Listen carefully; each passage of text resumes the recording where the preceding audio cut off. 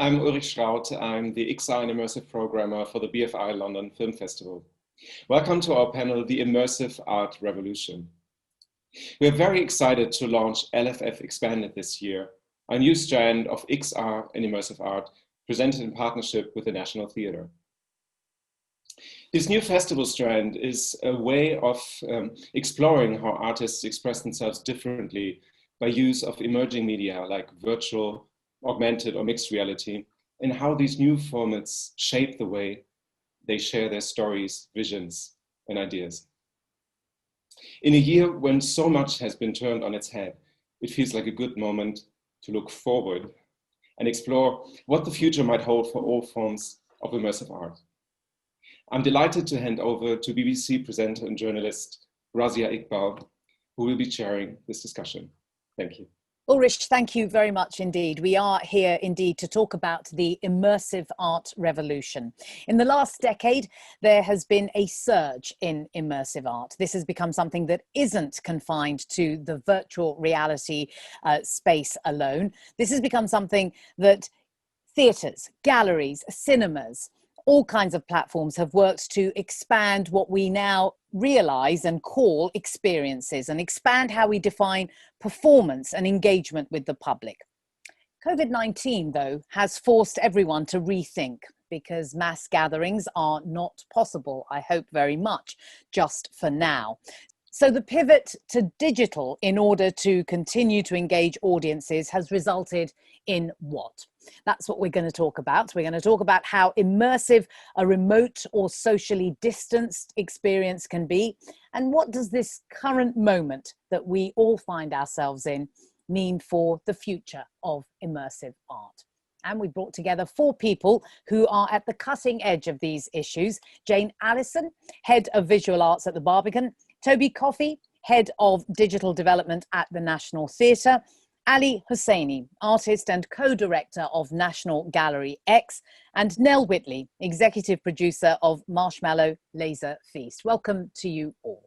I want to start by putting just a very general question to you about immersive art in terms of what you have been doing pre-COVID, just to get a sense of how central it's been to the work that you have been leading or been involved in. Alison at theBarbican, let's start with you. To what extent has that been a really big part of what theBarbican does in terms of visual arts?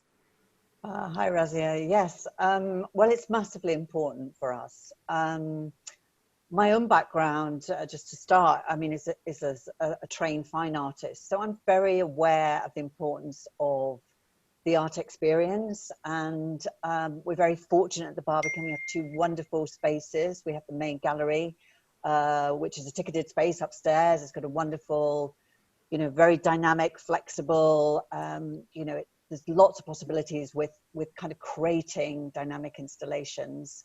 And equally, the Curve is a unique commissioning space. Since 2006, we've been commissioning single artists to make work for the space, many of them immersive, and in a sense, because they're installations, they always are. So it's kind of the way we think about our projects, and we work very closely with architects too. So we're always thinking about the visitor experience, and I think maybe in a way that other galleries probably haven't over the years. So I'd like to think that we're pioneers of thinking in this way. Just to throw it out there, I mean, one of the most sort of infamous immersive experiences was of course Rain Room in the Curve. So that sort of stood out. But I mean, we've created many others as well. Nell Whitley, what about you? Talk us through the sorts of things that you have been doing up until we were all faced with having to rethink the way in which we can be creative.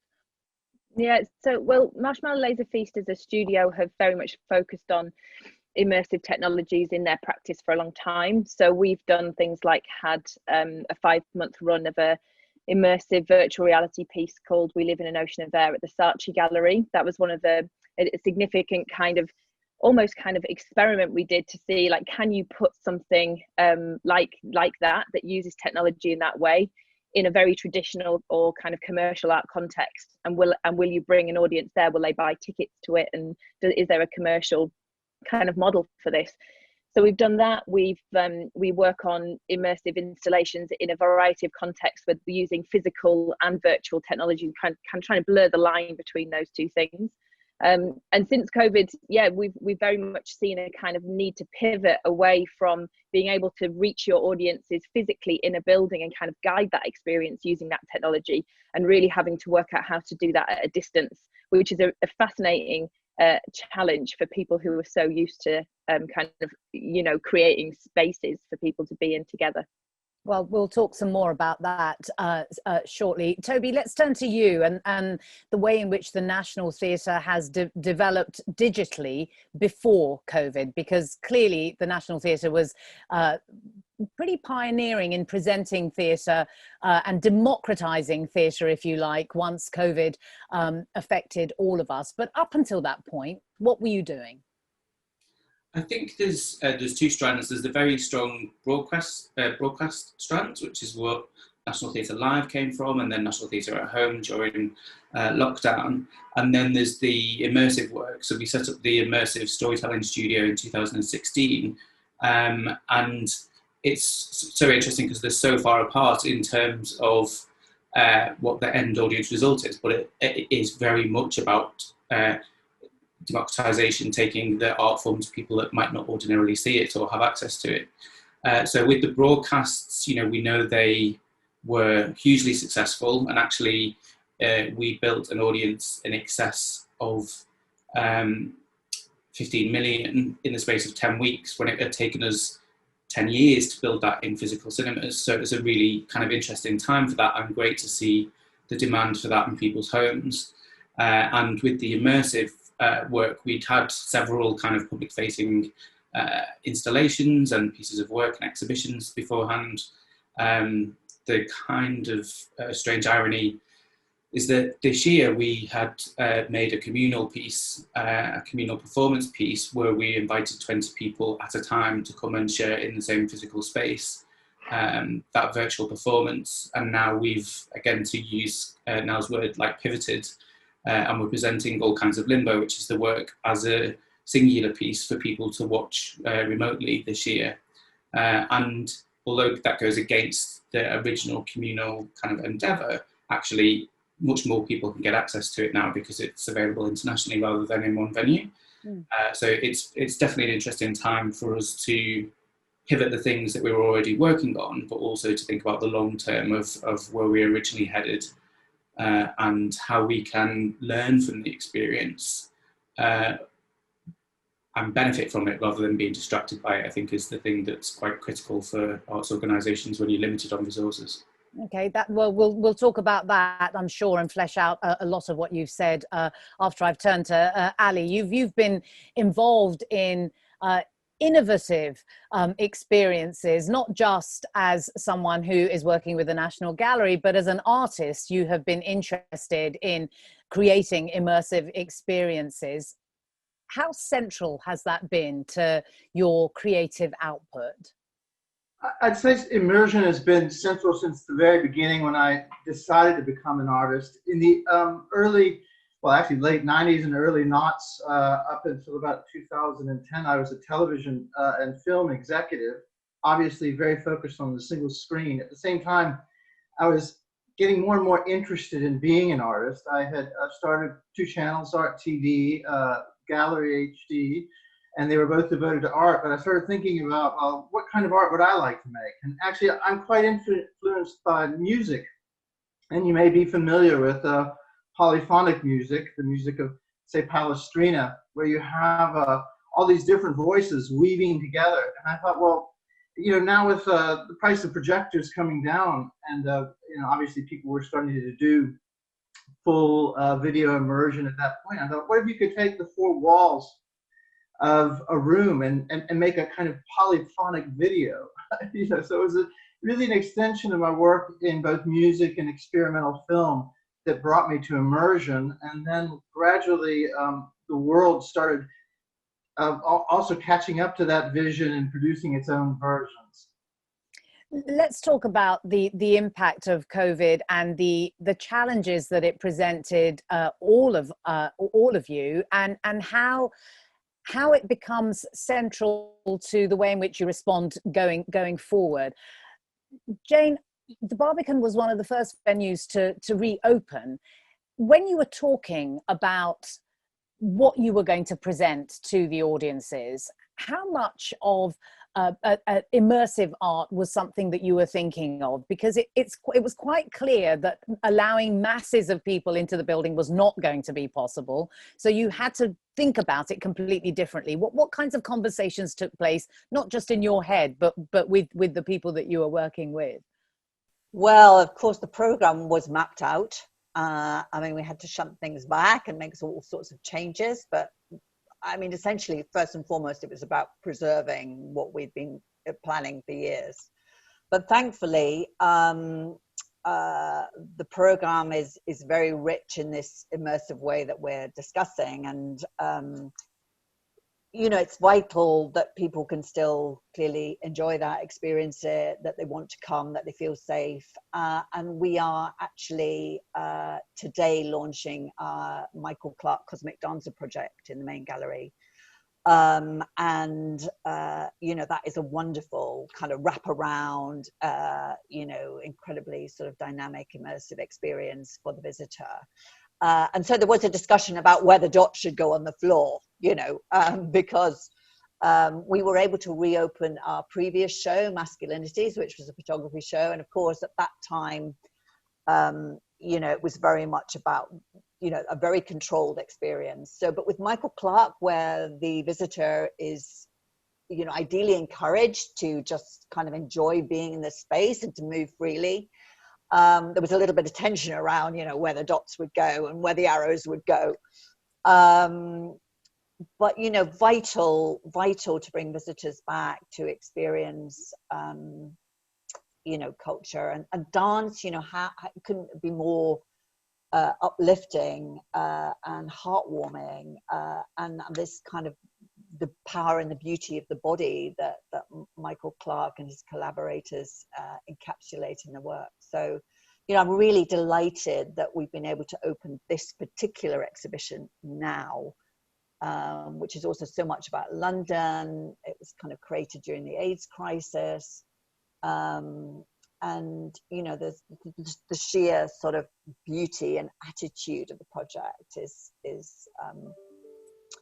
you know, something to behold. And the whole of the downstairs space of the art gallery is given over to a kind of exploded filmic version of Hail the New Puritan, and Because We Must, two of Michael's, you know, most sort of iconic works by the artist Charles Atlas. So it really is, you know, the visitor is really brought into the world, immediately immersed in the world of you know, kind of post-punk 80s attitude, surrounded by, you know, artists, just kind of having a crazy time. So it's really a special project for now. Well, that's great. Sounds wonderful. I look forward to seeing that. Toby, the bringing together of people to have a collective experience, a collective theatrical experience, is just so special in a darkened room. And I just wonder to what extent it's possible for the National Theatre to build on what you have done under COVID. So you talked about 15 million people watching productions that had already been filmed. I wonder how sustainable what you had done under those conditions for 10 weeks is going forward. I mean, what sorts of conversations are you having that will make it possible for people to experience live theatre again, as well as what is on offer digitally and on our laptops or on our television screens? I mean, the great thing in terms of live theatre is that we recently announced we are reopening in the end of October with Death of England Delroy, and that is, you know, none of this immersive work exists without the kind of beating heart of live theatre pushing us all. so in terms of live theatre, we are actually, and have been, and are very grateful for all the work that everyone at the NT has done to be able to get back into the space, although it's a very different space to what we had previously. In terms of kind of, you referred to National Theatre at Home, some of the things that we did there to kind of in some way represent a communal experience is that the initial broadcast of each of the shows was on a Thursday night at a set time, so everybody watches it all together. It has that kind of ceremony of performance in that way, in a sense, but actually very much trying to mimic a shared communal environment remotely, digitally, is something I think that probably all of us are looking at in different ways. And it's kind of, COVID has very much been a catalyst, I think, for a lot of digital conversations that we might be having in that area already. But there's still quite a way to go, I think, in terms of, definitely in terms of the market of, for example, VR headsets being available in the home market. And so we were looking at kind of other ways that we can democratize new types of performance into the home, because, you know, it's you can't, seeing that really positive response to culture in which so many people watch a broadcast, that can't be a lockdown only scenario.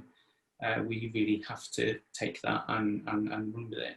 And so that's part of what we're looking at the moment, is how best to do that. And obviously in a quick response like COVID, then working with pre-recordings is the first thing that we go to. We're into the next phase now of thinking about how that might develop. It beyond the creative, just stay with you for a second, Toby, beyond the creative challenges, there is also the business model that you're going to have to think about, because although you asked people to donate during COVID and those 17 productions that were available to the public, monetizing this is going to be very hard, isn't it? It's a new model that is going to need to be explored, and is being explored at the moment by the broadcast department. So they are looking at how, again, to move away from the short term of the initial lockdown to the longer term of what lockdown plus our original ambitions kind of work out to be together.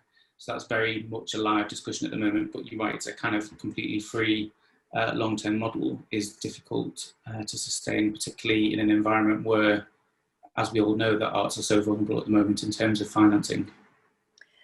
Nell, what are the creative challenges? Because it's quite clear that there is a possibility that these conditions that everyone has to work under, it is provoking more creativity rather than less, because it's forcing people to think completely differently and out of the box in a way that none of us have had to before.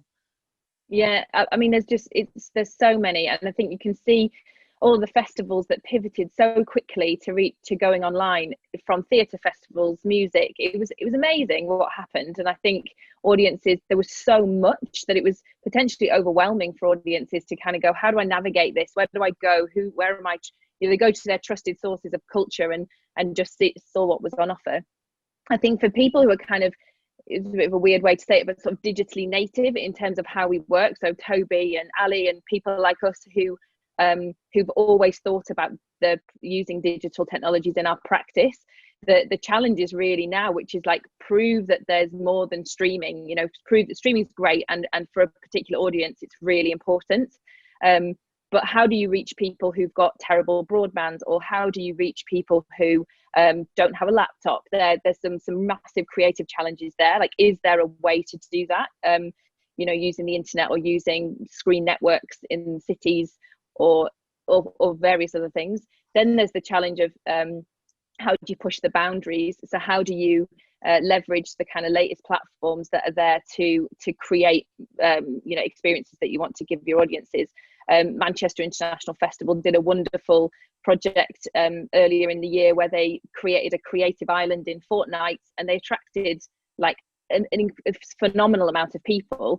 And then the question, when with the commercials comes in, it's like, how do you, so that's one, you know, activating in game, culture in game, is that one way? Because they've really nailed the commercial model in lots of ways. So can we look at that? Can we look at subscription models where you're kind of giving things to people?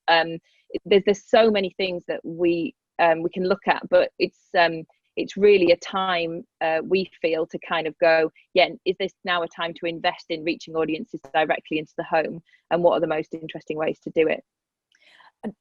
Ali, let's talk about, I mean, you regard yourself as not just an artist, but you a self-proclaimed philosopher too. So let's talk about the kind of feel of immersive art, because when you are in a space, when we're talking about real immersive art, such as the Rain project that Jane was talking about, I mean, there's that, but then there is, of course, the virtual reality experience, and then there is the sitting at home digital experience that's just on your laptop or on your television screen. I just wonder if you can reflect for us on what's gained and what's lost when it comes to immersive art, because if it's digital immersive art, it's not a collective experience with other human beings in a space. And so what is it that's philosophically lost and gained here? Well, I think that's a really interesting question, Razia. First off, I want to say I think immersive art may well be the original form of art. If we look at the ancient cave paintings, and of course we can't know how people experience things or what they were thinking at the time, but the experience of explorers going into Chauvet and these other caves, often with pretty poor lighting, and then trying to recreate what it was like, say, with candles or torches, you had what was in essence a virtual reality experience. And the Greeks too would put on, stage an entry into Hades by going deep into a cavern. And, we would look at dioramas in the late 18th, early 19th century. Again, you have full immersion. So I think this is something that is not exactly new. And it certainly was a collective experience in all these cases because it was theatrical.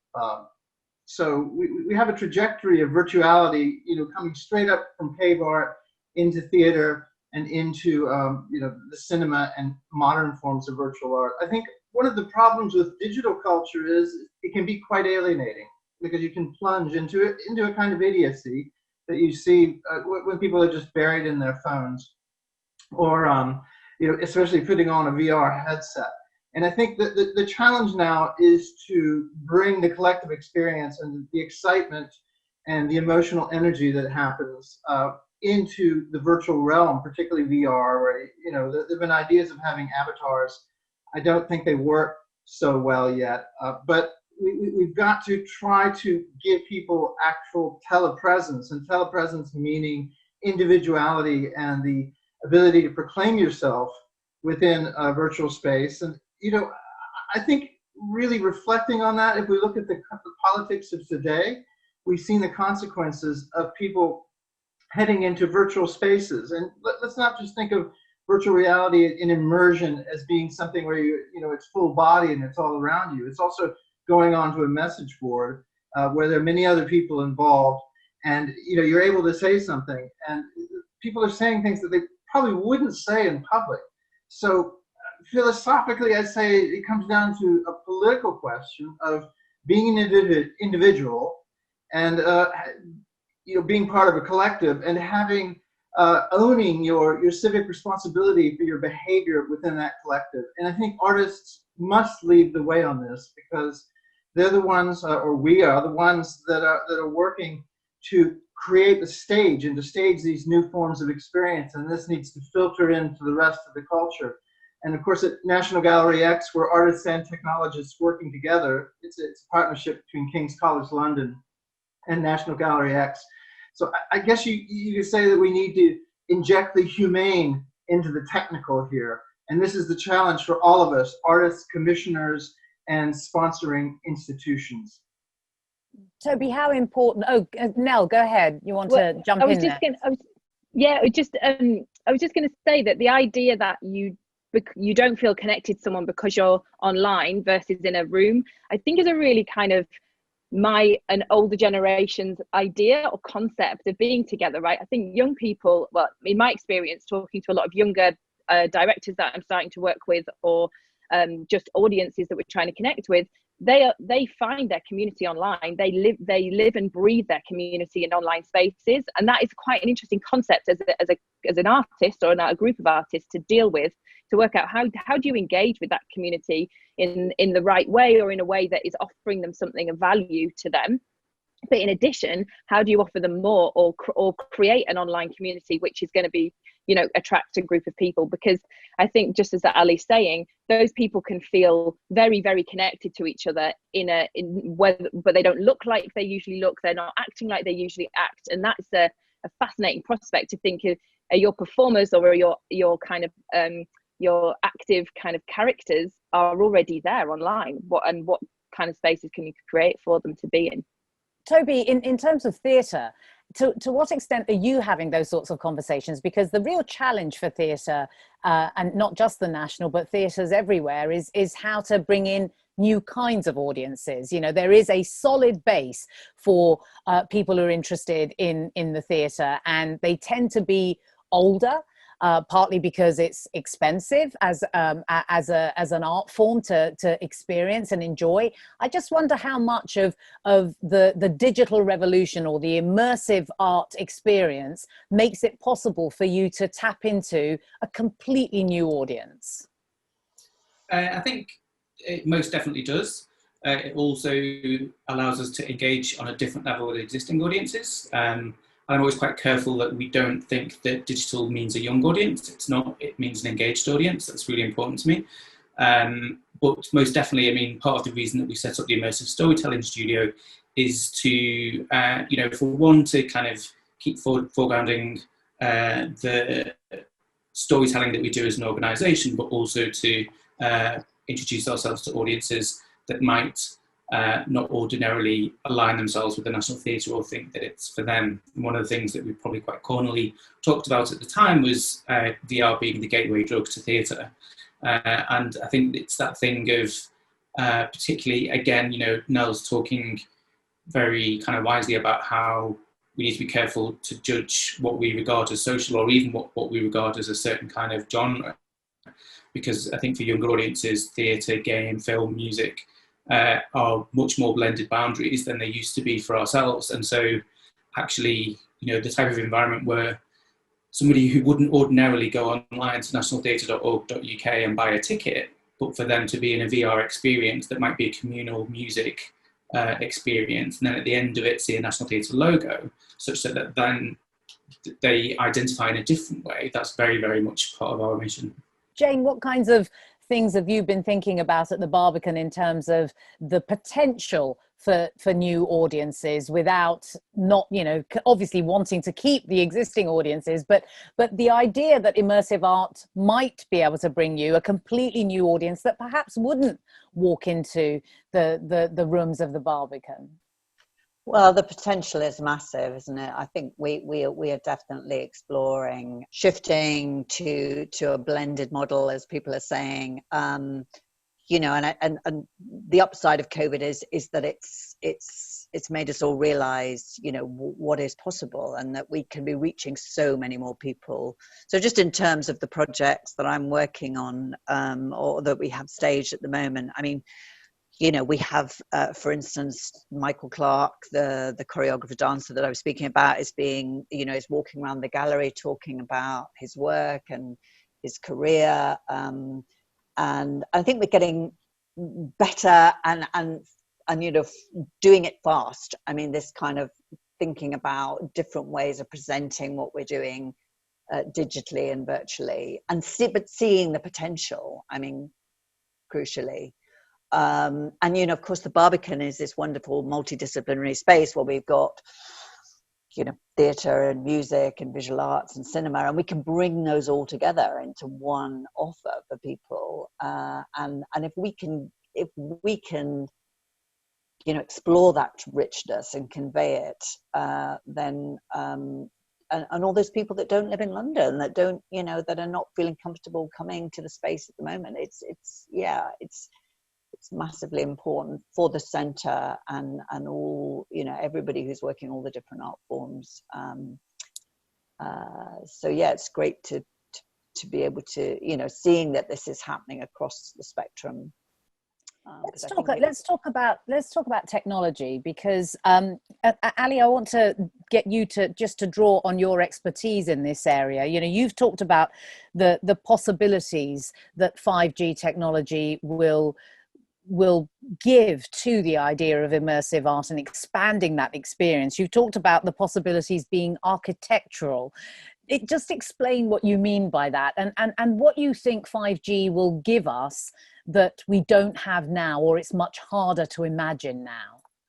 Well, let me give you just a little bit of history here. I mean, if you look at the internet, which started quite some time ago, really the 70s, or even arguably the 60s, but the first form of media that it absorbed was the postal service, or mail. People started sending emails and messages to each other. So that started a trend that we call convergence. And convergence means the convergence, or coming together, of the internet, this network, with other forms of media. So at first you had the postal mail, then you had newspapers and magazines, podcasts. They weren't called podcasts at the time, started next, but some form of radio, then television. And now with each of these forms of convergence was powered by new forms of networking that were more powerful. In other words, it enabled more and more bandwidth, more and more bits per second. These are the kinds of things that your providers sell you on. So with 5G, what happens is, I think the final form of convergence will come, which is the convergence of the network with architecture. And that's what we see in these VR environments in particular, is people freeing architecture from the limitations of the material world, in the same way that other forms of analog media were freed from a lot of limitations by digital media. Things happening in architecture, you have gravity-free buildings, and in fact, the inhabitants of these buildings are free from gravity. So that's one thing that is possible now with very low latency, high bandwidth data coming through. You have the convergence with architecture. The other thing is that the entire space around us becomes a data space, and there's a way of accessing it. So maybe this is the beginning of an answer to another question, but the mobile phone, I think, is going to become quite an important way of people accessing various forms of data space and various forms of immersion that may not be it may neither be four-wall nor headset based. I wonder how much all of you are thinking about the use of technology and the possibilities of technology in terms of really changing people's experiences. So I'm thinking about, when Ali talks about, buildings, and people have already started using the building itself as a way of engaging with the public. So, projecting things onto buildings is a very simple way of doing that. But I just wonder also about the technology that takes us away from, well, perhaps not away from, but just enriches the virtual reality headset idea, but also allows us to be connected in some way with people who are having this experience just in their own individual heads. I just wonder, maybe Nell, we can start with you. This idea of technology creating possibilities of collaboration that we haven't thought about yet, the idea of immersion in art that is individual, but also coming together collectively, even if you're only experiencing it individually. Yeah, absolutely. There's so much we're excited about, kind of waiting for the things to catch up and be distributed and democratized, so everybody has access to these things. I think that's what's one really important thing. 5G is super exciting. For many reasons. We're interested in it, and the idea of devices being better connected. So latency, for example, is a real problem, because you want to create an experience where you can have an instant impact or instant connection with the person, with the audience, and with the audience together. But latency is a killer, because you get, well, if it's 2 seconds to 30 seconds, you can't really create that space in the same way when you're in a physical room with someone. So, and obviously low latency is a real feature of 5G, and that's super exciting for us to be able to play with and work out how we better connect audiences together and with them ourselves. We're also interested in the idea that rurally, if those networks can really penetrate to rural areas, how do you give really cultural or like immersive, creative, cultural, whatever experiences? So a lot of MLF's work is about revealing how nature works on the inside. So, and that's great on a VR headset when you can kind of control what someone's seeing. But what is that to go to a forest and to reveal the insides of a sequoia tree or the kind of soil beneath your feet? What does that mean for education and teaching and helping people understand and connect with these spaces in different ways? So digital doesn't just become about hardware being strapped to your face or kind of wires everywhere. It becomes a really kind of mobile, kind of natural way, and it layers on the world rather than kind of heavy infrastructure. So that's kind of where we're most interested in it. Ali.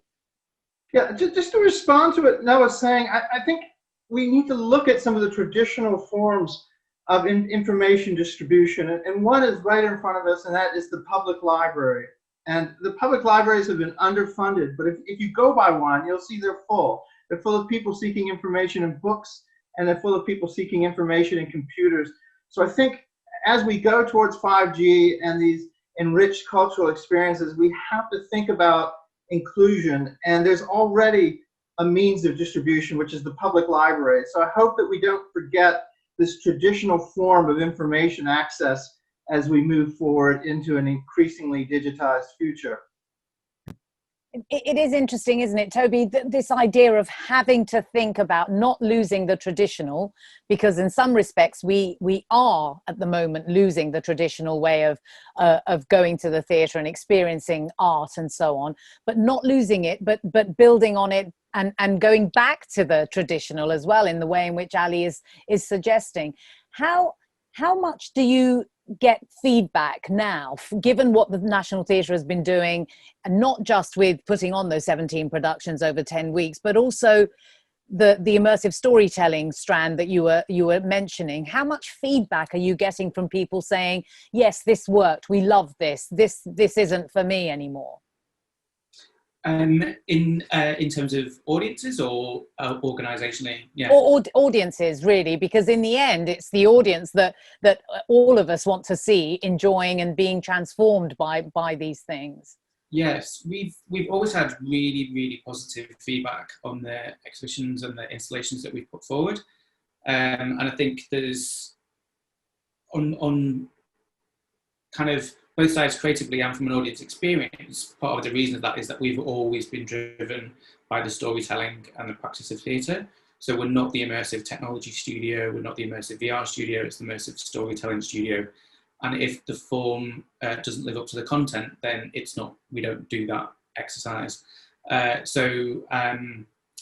it's a one-on-one immersive performance with an actor who's in a motion capture suit and has the movements translated to you as a live drawing in a headset, or whether it's a kind of 10 installation exhibition that includes face swapping and VR and set design interactions, the response has always been really, really positive. And I think the audience really gets that we're not in any way trying to replace something. We're building on that huge craft of theatre and extrapolating it out even more.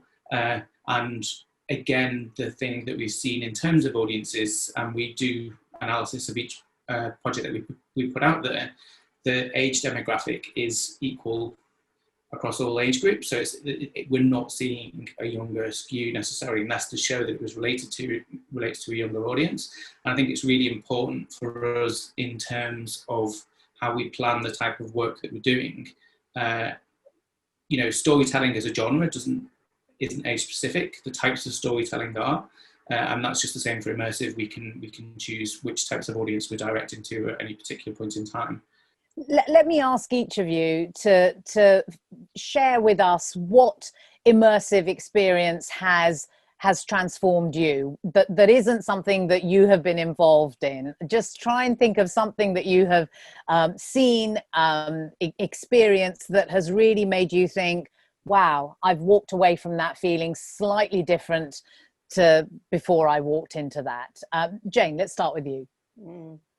Well, before coming on this this call, I was thinking, immersive experience, the starry night sky, that sense of awe and wonder you get from nature. I mean, I was thinking of our kind of need to be to have that in our lives, a return to the womb, even that being enveloped in something, which is what I think quite a lot of our projects are trying to do. And yeah, I'm agreeing with Ali that you think of Baroque cathedrals and or medieval. I mean, so there is a long lineage of kind of people enjoying these types of experiences. And I think although I think the digital and the virtual is super important going forward, we're going to have a very different way to get more out of what we do, really.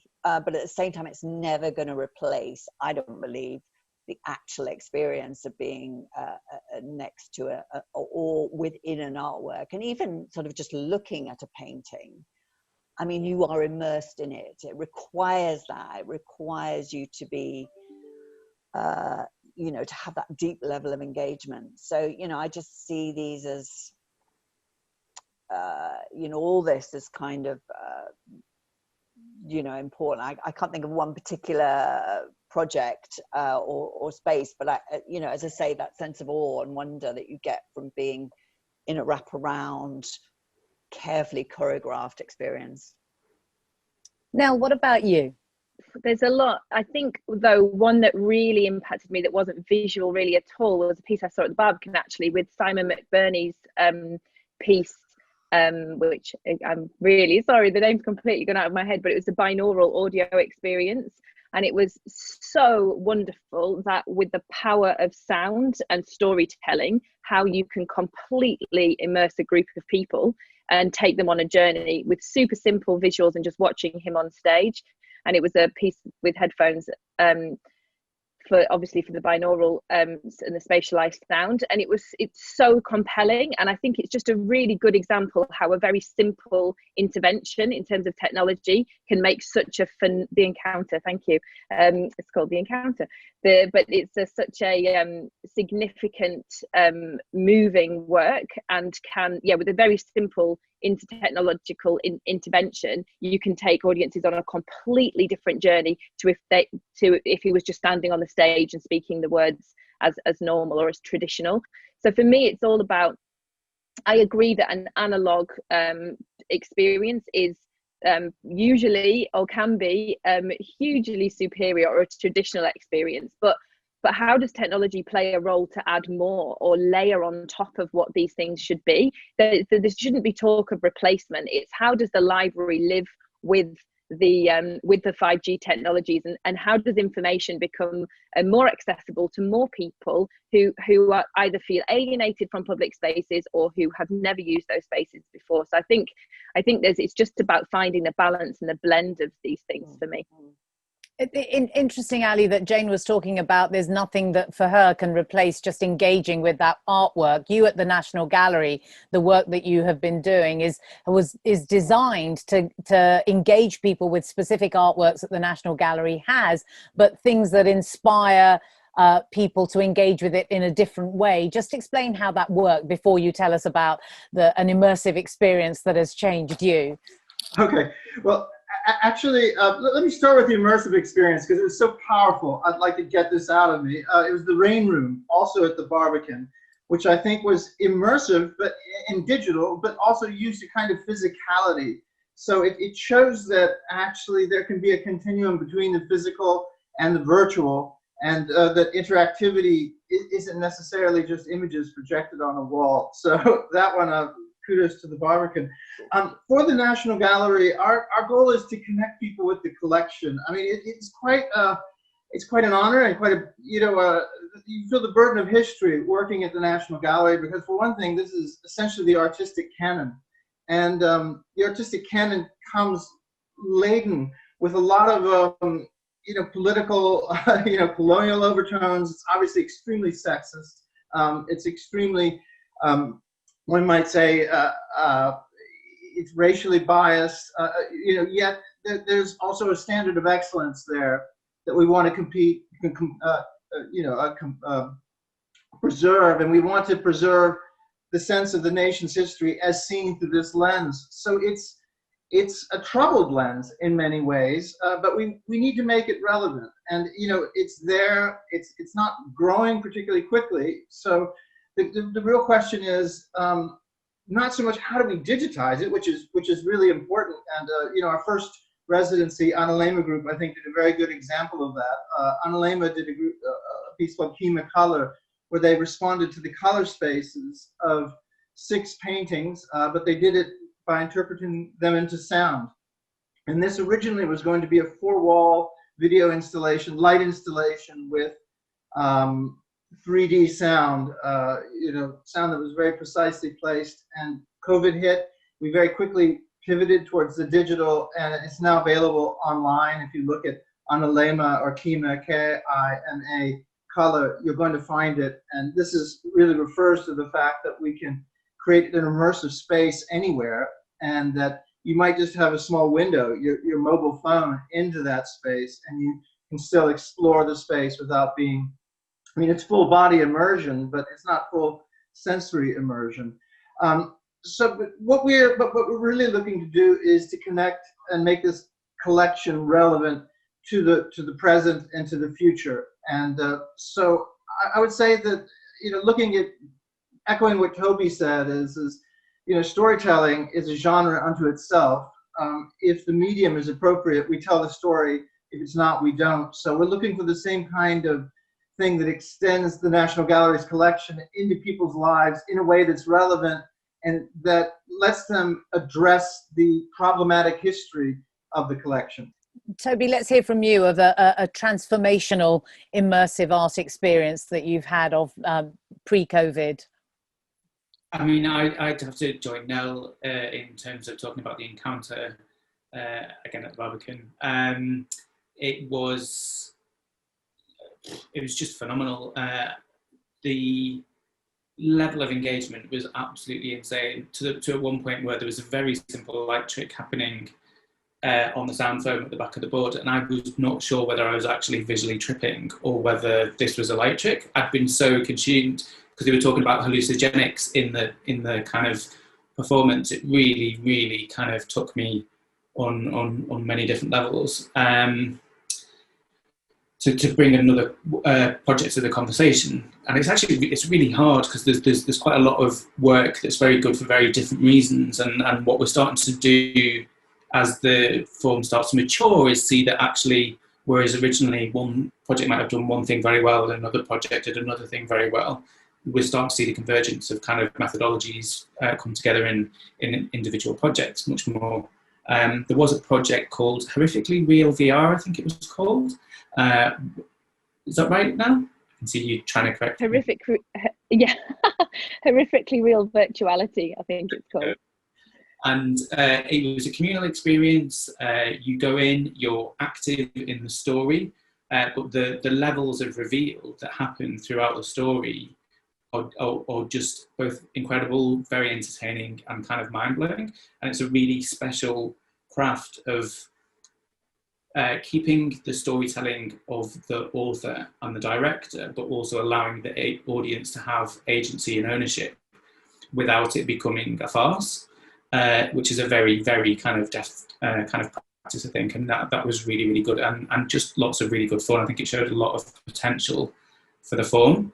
So yeah, I think that would be one of the ones that I would want to talk about. Thank you so much for sharing all of that. The Barbican seems to have come out brilliantly in all of this. I just want to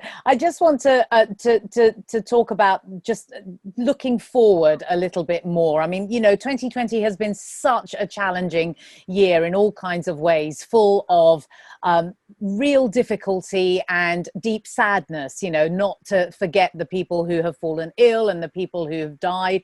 Creative people are instinctively optimistic, and they are instinctively people who are kind of glass half full types, and so in that context I'd like all of you just to say one thing that you are optimistic about the future, given that so much has been challenging, not just financially, but emotionally and philosophically? Ali, let's start with you. Well, I think the thing that's really exciting for me is that, working at the National Gallery, we have we're able to expand our audiences much farther than we ever have been before. And now, with digital media becoming so relevant, it's become central to the way that we address the world. So we're finding new forms of relevance, new audiences, bringing in new ways of looking at this collection and extending its standards. And I do want to emphasize that it is a high standard of excellence into the digital arts. So these things were here, really to inspire people. And the digital artists that I've been working with for the past year now, since we've launched, have found quite a bit of deep inspiration, but also an ability to extend what they've seen in these traditional paintings well into the 21st century. Jane? Oh, well, I mean, I do think this is true. I think that the advances in the sort of digital world mean that this potential to reach so many more people, to enrich people's experience. I do think that is now looking possible, and that is amazingly exciting. So there's the physical space, but then there's this other space, and I look forward to seeing that happen. But the commitment, I think, of the art world to kind of keep going, and art will endure, and it's never been more important for people to experience it. So that gives me, it makes my job and what I'm doing, worthwhile, and gives me enormous, hope for the future. Yeah. Toby, what gives you hope for the future? And the artists that we work with, essentially, and their thirst to do more and to learn more and engage in different ways. It's something that the studio is very much based on, and has been a worry this year, because actually the ability to create new work has been problematic, but we're starting to find new ways around that, and to see new ideas and start testing them with audiences. That's the thing that kind of really gives me hope and excitement. Nell? I am hopeful and about the ability for technology to diversify the voices in who, and the opportunities that people get to make work. I'm hopeful that technology might, or immersive ways of showing things on immersive technologies, might allow us to keep really exciting new boundary pushing work to broader audiences, both online and in physical spaces, by kind of offering new ways to guide people around spaces, to kind of boundary them in little worlds. I'm hopeful that your traditional painting has depth to it because of what the technology can offer. They can take you further into places, down rabbit holes.